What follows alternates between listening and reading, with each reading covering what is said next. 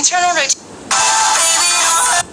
Alright, so internal rotation of the hip is this inward roll of the femur relative to the pelvis. Or if you're sitting, it might look like your foot moving out away from midline, but really that femur is still participating in the same inward roll. And here's a post that I put together previously that specifically talks about some details with hip internal rotation.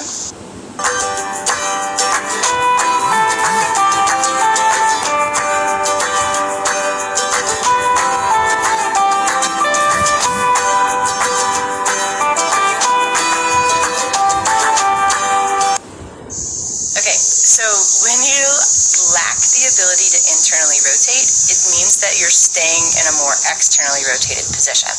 And in this externally rotated position, the muscles in the back of your hip, the deep rotators back there, are going to be tighter and have more tension in them.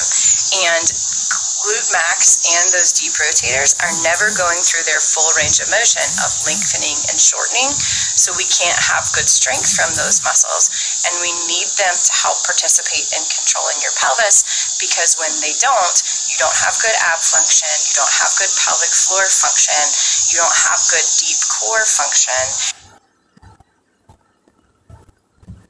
and the muscles in your back end up taking over to help control your pelvis, and that leads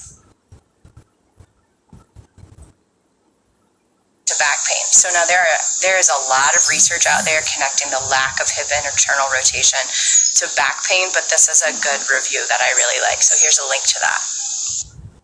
So along those same lines, if your deep hip rotators can't go through their full range, if they're stuck in this shortened position, then they're not going to be very strong, because we want them to be able to control that full range. And there's a great research study from 2021 about connecting the strength in your external rotators and in your hip abductors. So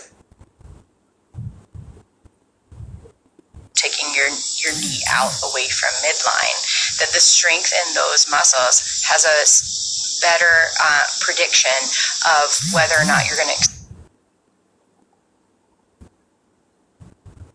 experience incontinence and urgency than the strength of your pelvic floor muscles themselves. And so it's just another case in point about how we need to consider the function of all of the surrounding muscles and the strength of all of the surrounding muscles. So if those deep rotators are staying tight, we need more internal rotation so that there's more range available, so that we can strengthen the whole range and unload the pelvic floor muscles.